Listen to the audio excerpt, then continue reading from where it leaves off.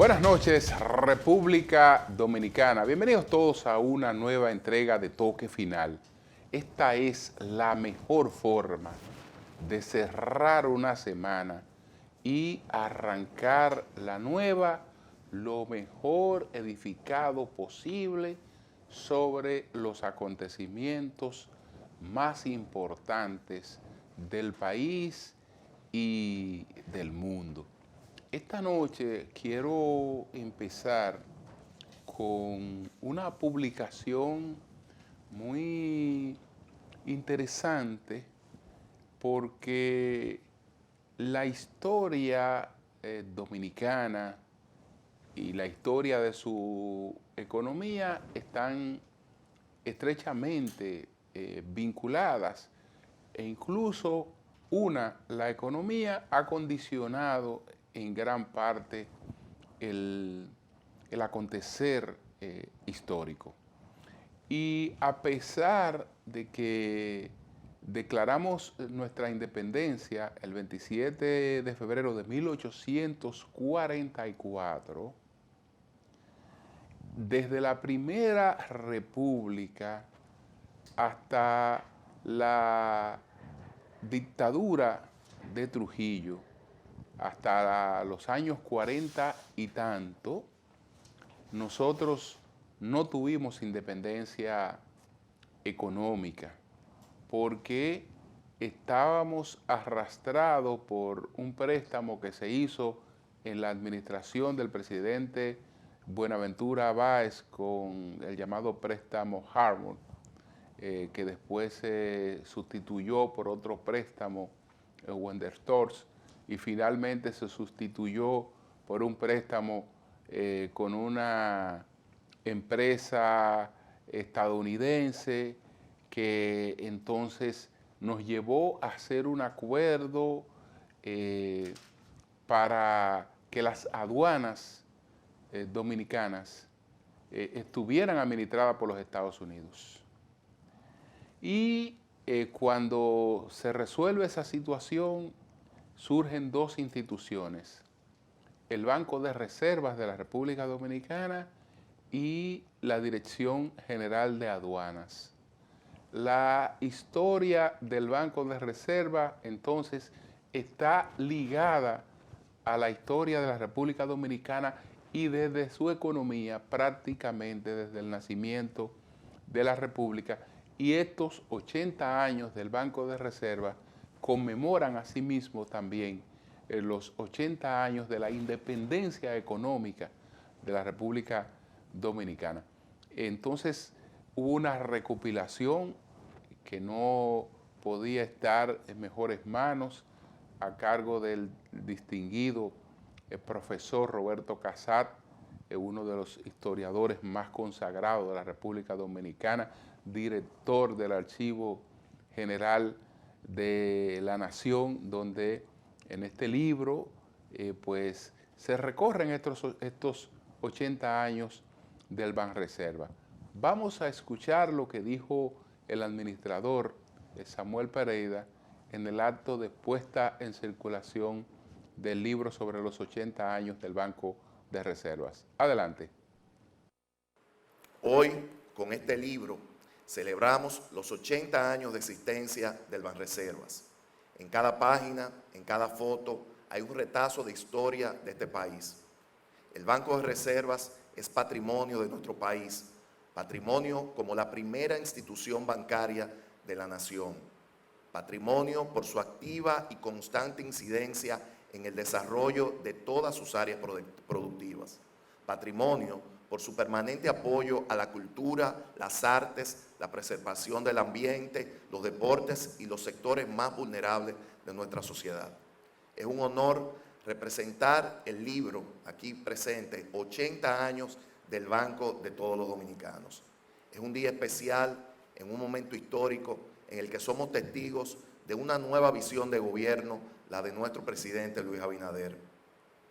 Este libro es un recorrido de la historia de nuestro país. En él se exponen con detalle y en lógica secuencia las diferentes etapas de la evolución de una entidad que durante 8 décadas ha protagonizado capítulos decisivos del discurrir económico y social de nuestra patria. Quiero agradecer a alguien muy especial que acaba de deleitarnos con sus palabras, el doctor Roberto Casá, por toda esta investigación y labor de síntesis. No habría sido posible sin él. Gracias, señor Roberto Casá. Quiero manifestarle un aplauso por el gran trabajo realizado. Bueno, señores, entonces ahora, a continuación, vamos a ver las palabras, a ver y a escuchar las palabras del historiador Roberto Casat, que es el autor de esta recopilación sobre los 80 años del Banreservas. Adelante. La historia del Banco de Reservas constituye una muestra elocuente de un caso excepcional de eficacia en el sector público de la República Dominicana. La institución ha sido un auxiliar crucial del gobierno en el desenvolvimiento de las finanzas públicas. En suma, el Banco de Reservas se ha colocado en el centro de la evolución económica durante sus 8 años, décadas de existencia. Ha prestado contribuciones decisivas a las políticas gubernamentales de desarrollo. Lo que en conclusión he extraído es que este posicionamiento no ha venido por generación espontánea, ha sido producto de la dedicación de su gente, desde sus administradores y funcionarios superiores hasta los empleados más humildes, gracias a una mística de entrega a las labores digna de resaltarse. Bueno, señores, después de felicitar al Banreservas, ahora pues vamos a ver esto que ha conmocionado a toda la sociedad dominicana. Y hay incluso gente que critica lo que ese caso ha generado en la República Dominicana, porque se entiende que toda la indignación, todo lo que ha provocado el asesinato, porque eso fue un asesinato, el asesinato de la arquitecta Leslie Rosado, que eso se debe a que ella es de clase alta, etcétera, etcétera. Eso se debe a que no hay un solo padre en la clase media dominicana que no se vea reflejado en esa tragedia y que no piense que esa tragedia pudo haber llegado a su casa. Y la reacción que esto ha provocado, la tragedia y la terrible pérdida que tiene esta familia, debe servir de lección para que otras familias no padezcan eso, ni de clase media ni de clase baja. Vamos a ver, señores,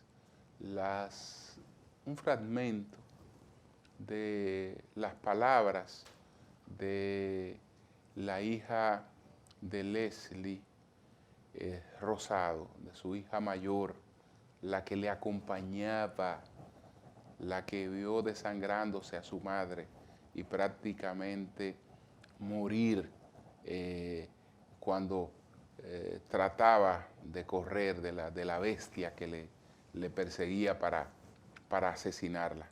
Vamos a ver un fragmento de sus palabras. Yo realmente siento que ella sigue aquí.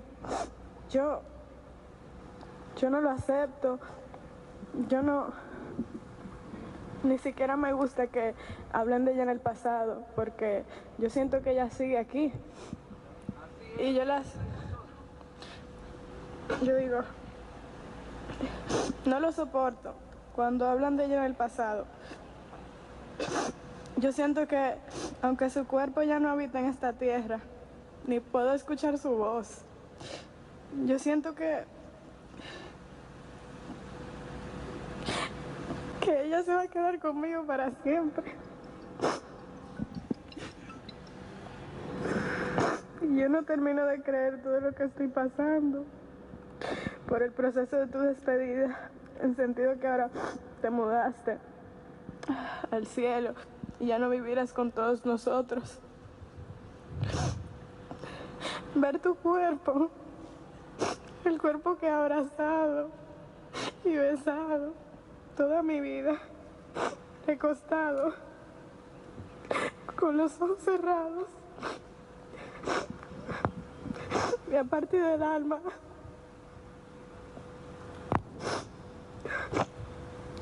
Yo no quiero que pase el tiempo y que lentamente me vaya a acostumbrar. No quiero que pasen los días ni las noches sin que estés aquí. Recuerdo como hace pocos días me pediste que durmiera contigo en tu habitación y te dije que no.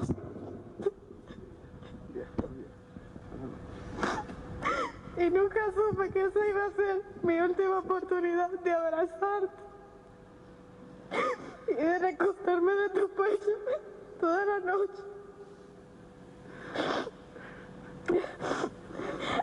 Estos días, los últimos 3 días, he pensado mucho en todas las veces que hicimos cosas juntas por última vez. La última vez que fuimos a un restaurante, la última vez que me cocinaste, la última vez que me levantaste para ir al colegio, la última vez que me diste un beso.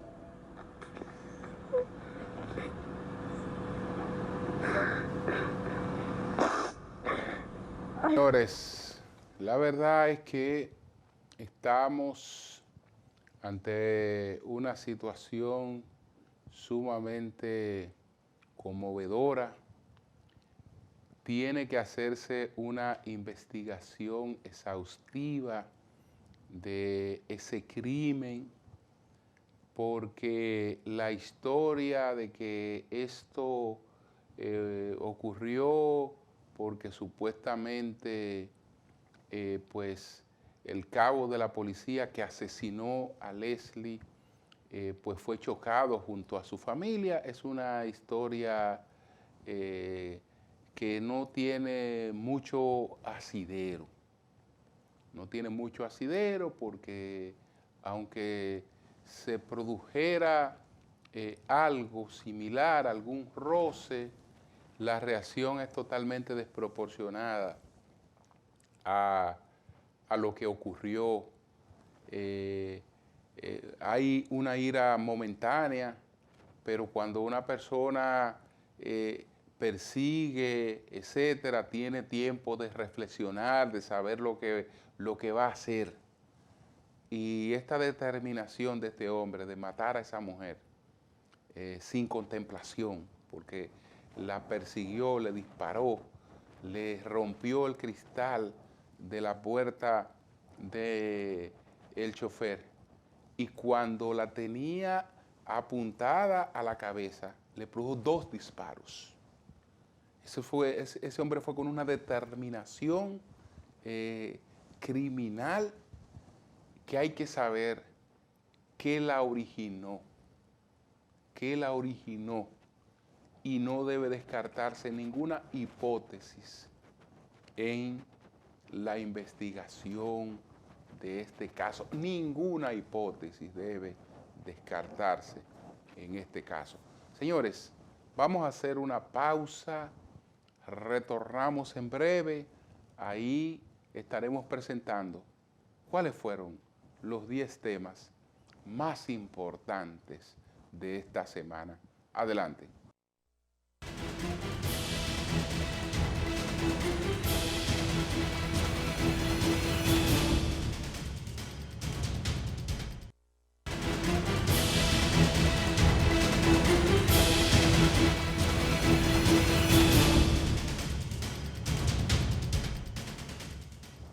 Bien, señores, ¿cuáles fueron los 10 temas de mayor impacto, de mayor importancia durante esta semana?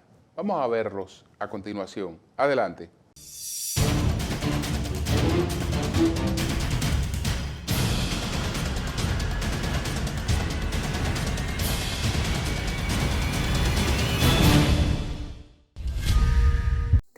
5 líderes mundiales, entre los que se incluyen 14 latinoamericanos, operaron paraísos fiscales. Para evitar el escrutinio público, revelaron los papeles de Pandora del Consorcio Internacional de Periodistas de Investigación.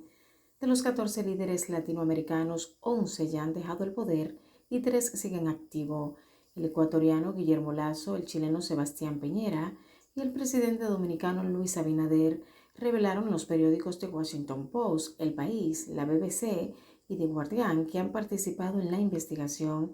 Los papeles de Pandora destapan cómo la élite mundial usó una telaraña de fideicomisos y sociedades fantasmas en sitios como las Islas Vírgenes Británicas, Panamá o el estado de Dakota del Sur en Estados Unidos para no pagar impuestos.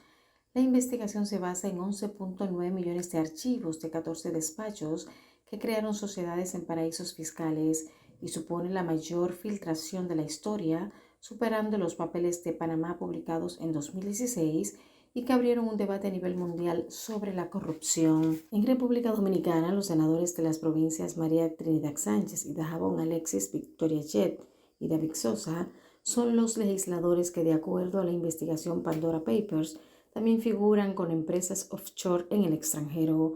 Las revelaciones realizadas por la periodista Elisa Ortega sobre los dominicanos que figuran en la investigación, también aparece el nombre de la ex vicepresidenta Margarita Cedeño. De igual forma, fueron citados José Ramón Peralta, exministro administrativo de la presidencia, Donald Guerrero, exministro de Hacienda, Víctor Díaz Rúa, exministro de Obras Públicas, y el actual ministro administrativo de la presidencia, José Ignacio Paliza. Un agente de la Policía Nacional mató a una joven arquitecta de 36 años en un incidente ocurrido en Boca Chica. La vocera de la Policía Nacional informó que el hecho se produjo luego de un accidente de tránsito entre el vehículo conducido por la joven Leslie Rosado y una motocicleta donde se desplazaba un cabo de esa institución, identificado como Yanli Disla Batista. Según el primer informe policial, el cabo de la policía se trasladaba en su motor en compañía de su esposa y 2 niños cuando se produjo el accidente, tras el cual persiguió a la jipeta e hizo el disparo que le causó la muerte a la joven arquitecta. En tanto, José Rosado, padre de la arquitecta fallecida, dijo sobre el cabo que éste no merece algún día salir a la calle y personas como él no merecen respirar en la calle y no merece socializar con nadie porque es un criminal abusador. Definió como un sueño lo que está viviendo desde la muerte de su hija, por lo cual expresó sentirse impotente y lleno de ira. De su lado, la esposa del policía que mató a la arquitecta defendió a su cónyuge y dijo que su actuación fue producto de la fuerte impotencia que sintió al ver a su familia tirada en el pavimento. Santa de Jesús Ramírez señaló que entiende que las cosas no debieron llegar hasta ahí y afirmó que su esposo es una buena persona y que si la arquitecta se hubiese parado, otro sería el resultado.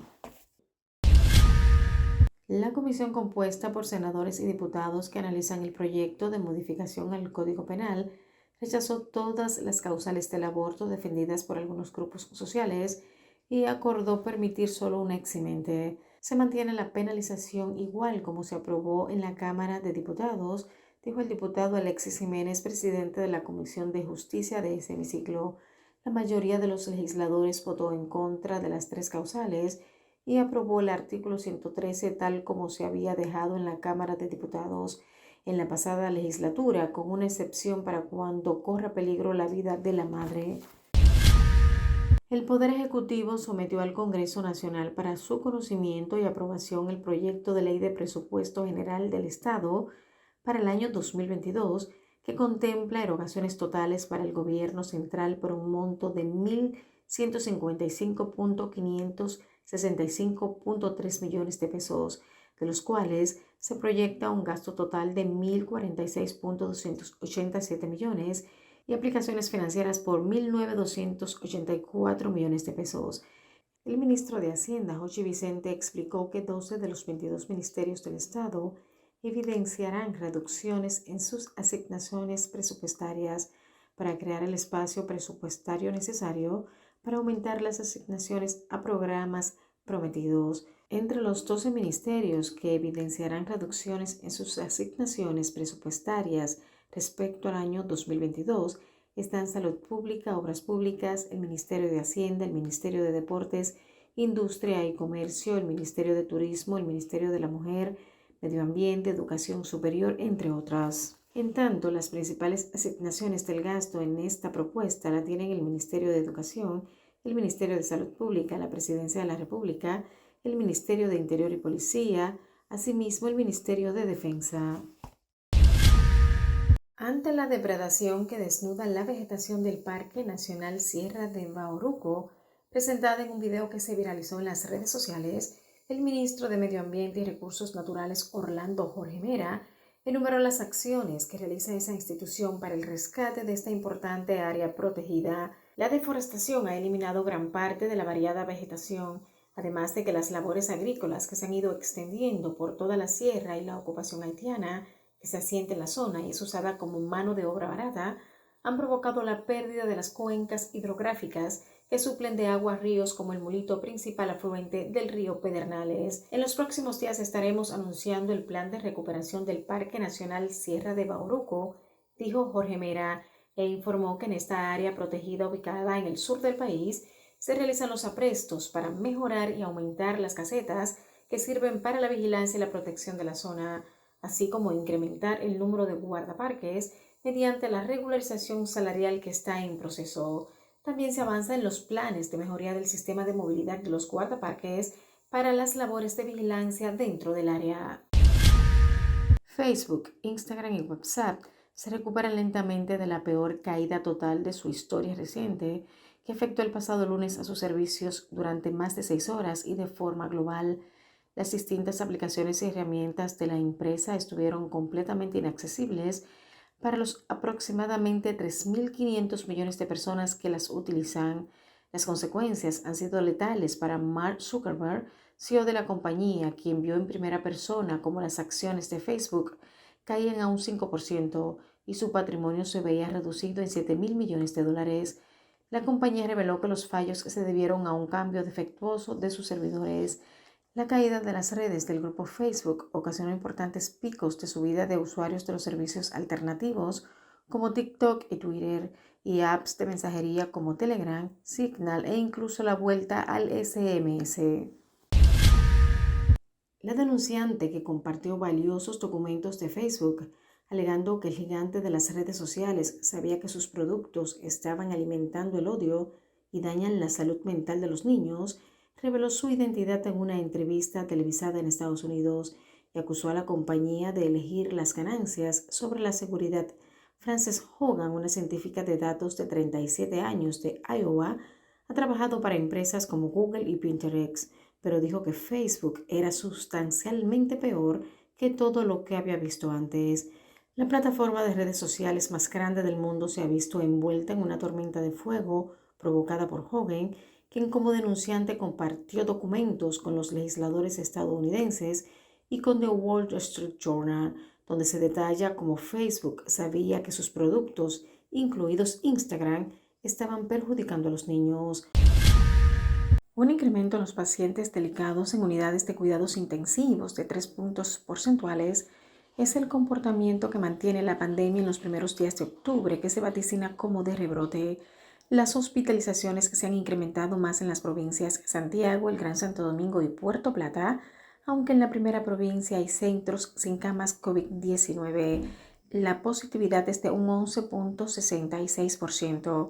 Los fallecimientos por la pandemia se mantienen en 4.055 y los casos registrados son 360.830 con 6.027 casos activos. Las UCI pasaron de un 29% de ocupación a 31% en 72 horas. En tanto, los casos de dengue en el hospital Robert G. Cabral se dispararon al registrar 5 nuevos ingresos de niños con la enfermedad, informó el director del centro, Clemente Terrero.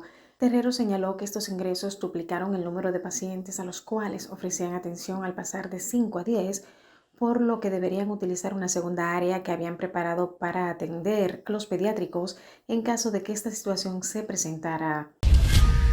La Iglesia de Jesucristo de los Santos de los Últimos Días en República Dominicana entregó el Premio de Valores Familiares, un reconocimiento a quienes ayudan a establecer a la familia como pilar de la sociedad. En esta primera versión se reconoció en el renglón paternidad al empresario Oscar Villanueva, presidente y fundador del proyecto Quiéreme como soy, junto a su esposa María Esther Valiente. En el Valor Matrimonio se premió a los esposos comunicadores Sinaita Rodríguez y Eury Cabral tras lograr mantener un matrimonio de 34 años. Y en Unidad Familiar fueron distinguidos el cantante Manny Cruz y su esposa Jerry Peguero. El luchador estadounidense de 38 años Justin Thornton falleció el pasado martes tras sufrir un claro knockout el pasado 20 de agosto en una competencia de boxeo sin guantes. Thornton recibió un brutal golpe a los 19 segundos al comienzo del combate con su compatriota Delton Kuechly en el marco del evento de boxeo sin guantes, también conocido como bare knuckle.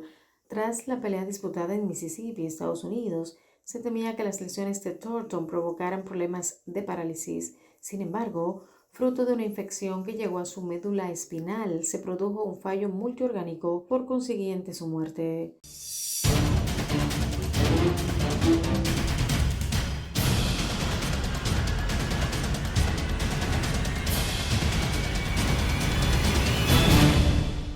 Bien, señores, vamos a una pausa, retornamos en breve.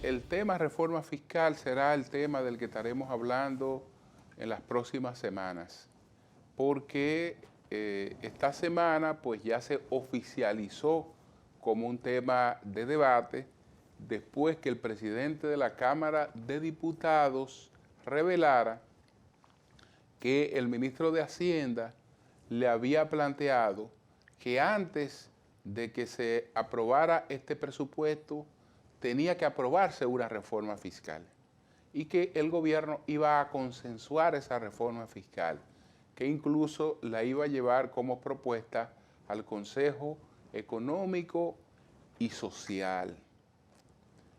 Hay un pacto fiscal, hay una reforma fiscal que está contemplada en la Estrategia Nacional de Desarrollo, pero no hay ambiente para eso que plantea la Estrategia Nacional de Desarrollo, porque lo que significa ese pacto de la Estrategia Nacional de Desarrollo es que los distintos sectores puedan con tranquilidad sentarse a discutir la sociedad a la que aspiran.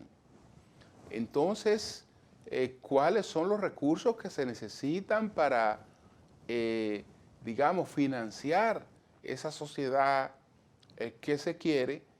Y desde el punto de vista de la forma de gastar, ¿cuáles son las exigencias para el gasto? Entonces, ese es un asunto que hay que hacerlo con cierto detenimiento en un ambiente que no es el que está disponible ahora. Eso no se puede hacer a la carrera. Tenemos que tener un presupuesto listo pronto, entonces rápido vamos a ver en qué nos ponemos de acuerdo. No, a la carrera el gobierno puede adoptar algunas medidas para reducir el déficit del presupuesto que está presentando pues al país para el año próximo. Entonces, son cosas distintas aunque tengan el mismo nombre. Son cosas distintas aunque tengan el mismo nombre. El gobierno debe entonces, en consecuencia, ver cuál es el conjunto de medidas que tiene posibilidad de aplicar en la presente coyuntura y empezar a consensuar con los distintos sectores esas medidas para entonces buscar opiniones, modificar algunas cosas, ver si hay otras cosas que se pueden tomar en cuenta, pero eso es en un ambiente digamos, acelerado por la prisa del presupuesto.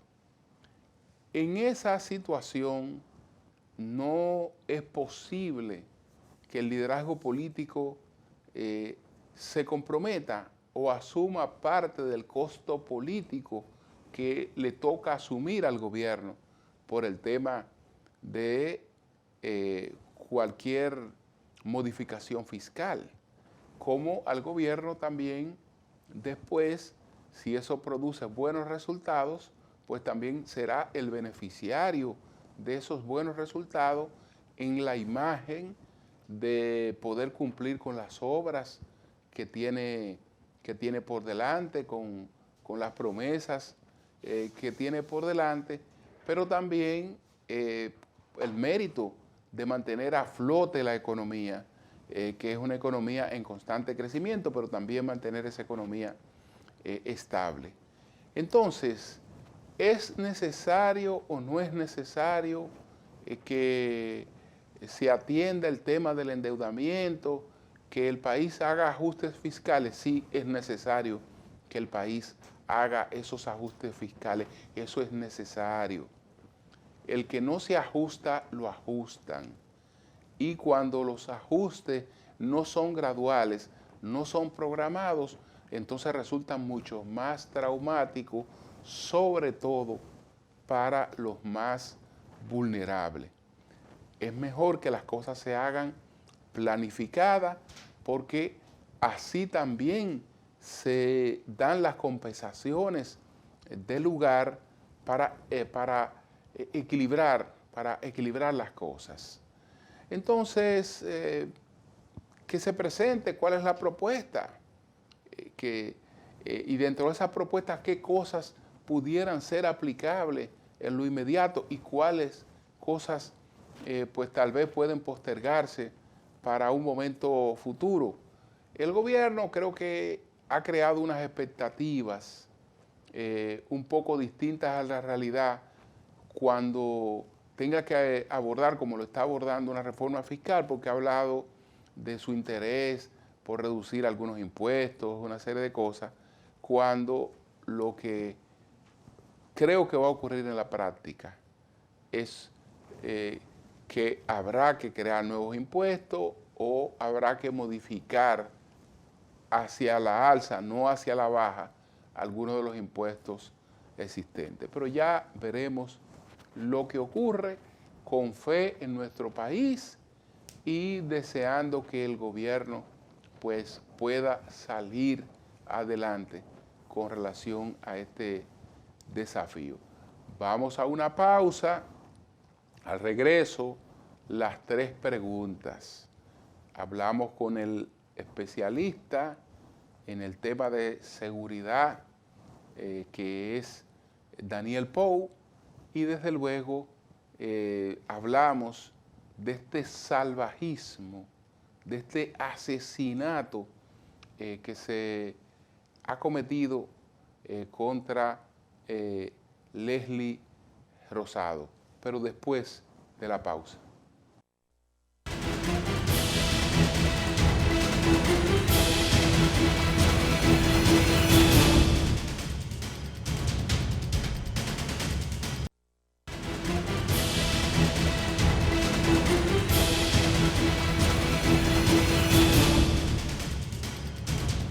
El licenciado Daniel Pou, especialista en seguridad ciudadana, responde las 3 preguntas de nuestro equipo que fueron en torno a este crimen cometido contra la arquitecta Leslie Rosado. Adelante.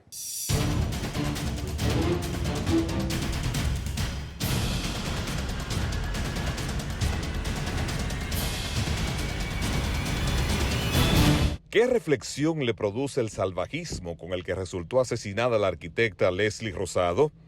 ¿Qué factores pueden identificar detrás de una respuesta tan desproporcionada ante un supuesto roce de tránsito? Una vez más, la sociedad dominicana acude a una tragedia generada por lo que supuestamente es un tema de violencia sistémica. Y le llamamos violencia sistémica porque es el tipo de violencia que se genera en una sociedad cuando las personas pierden la capacidad de utilizar la vía del diálogo para resolver los problemas cotidianos, problemas que son parte de la dinámica social. Hay que decir que la situación de la convivencia en nuestro país está tomando dimensiones preocupantes.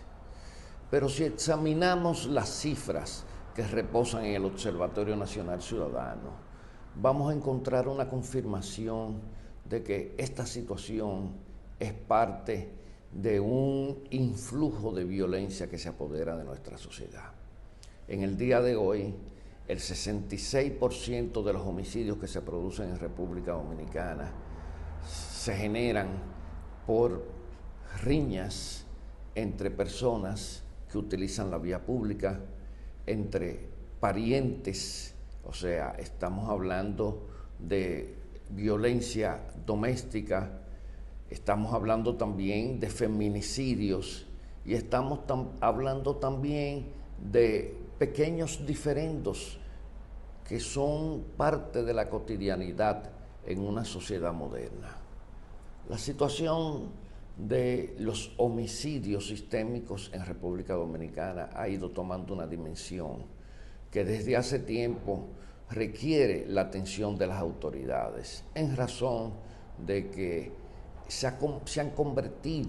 este tipo de violencia se ha convertido en parte de la cultura dominicana. Y cada día, en la medida en que estos valores se apoderan de nuestra sociedad, será más difícil poder detener esa situación tan desgraciada y deleznable para todos nosotros. ¿Esto es un reflejo de lo que ocurre en la Policía Nacional o un retrato de la sociedad dominicana? ¿Puede una reforma policial prevenirnos de crímenes como esos?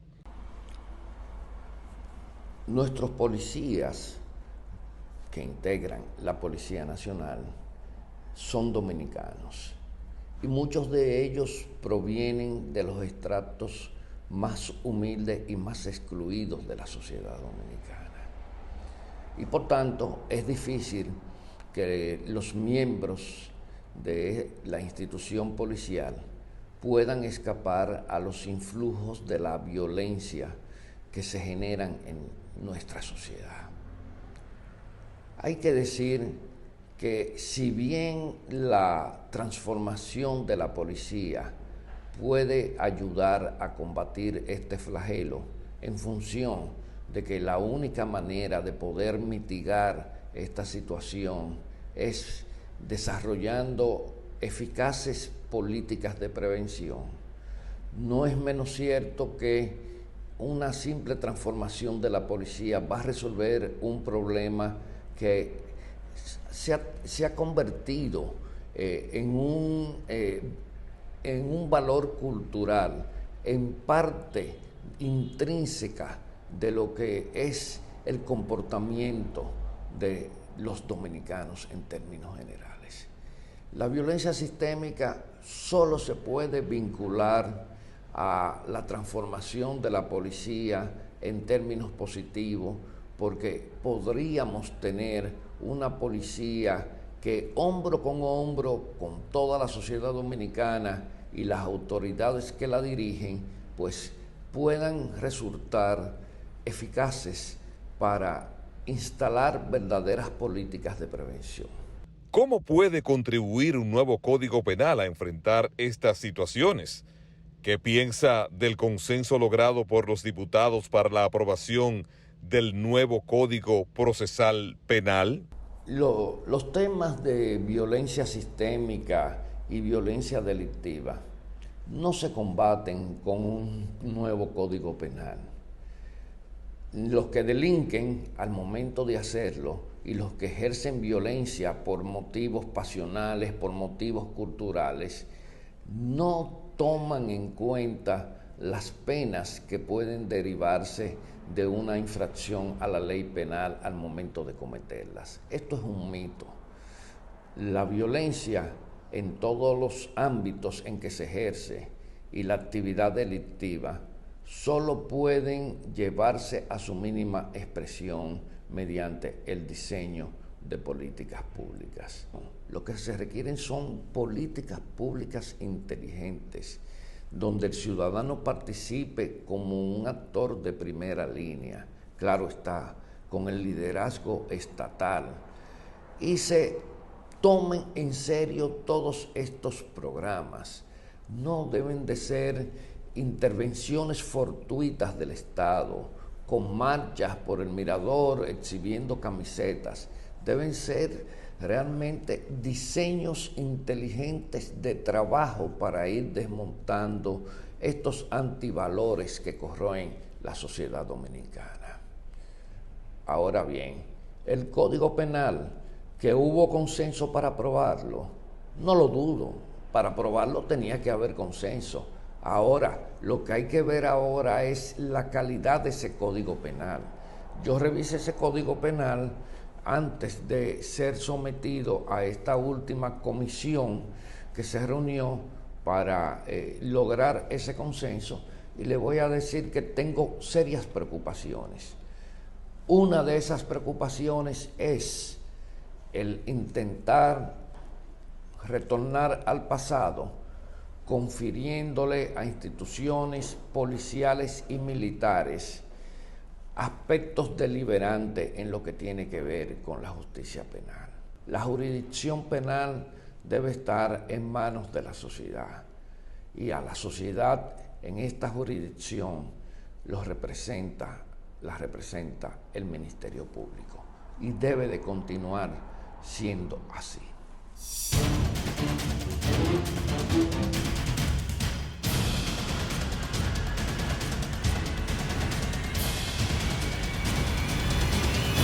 Bien, señores, vamos a una pausa, retornamos en breve y ahí entonces estaremos hablando de los papeles, los nuevos papeles filtrados.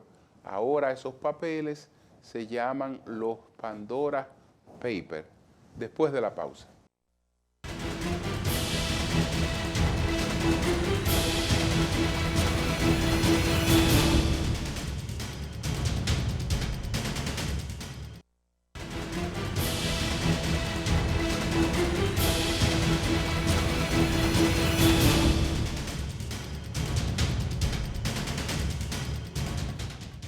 Bueno, señores, las revelaciones de los papeles denominada Pandora, estas filtraciones, han creado en distintos países de América Latina reacciones distintas.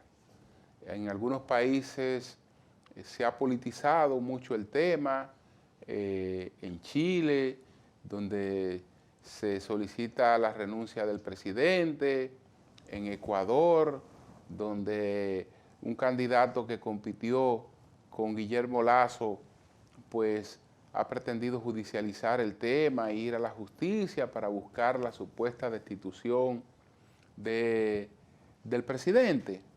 En el caso de la República Dominicana está la mención del presidente Abinader con el caso de empresas que no están registradas en una declaración inicial que hizo el presidente. El Palacio y el propio presidente han explicado que después hubo una declaración complementaria. Lo importante para mí es que no todo lo que se menciona en este caso es corrupción.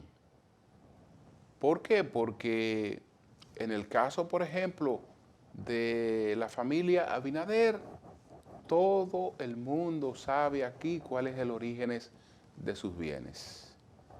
Y entonces, en el caso de una declaración complementaria y hecha un mes después del presidente asumir el poder, y las cosas que se incluyen allí demuestra que no hay interés básicamente en ocultar nada.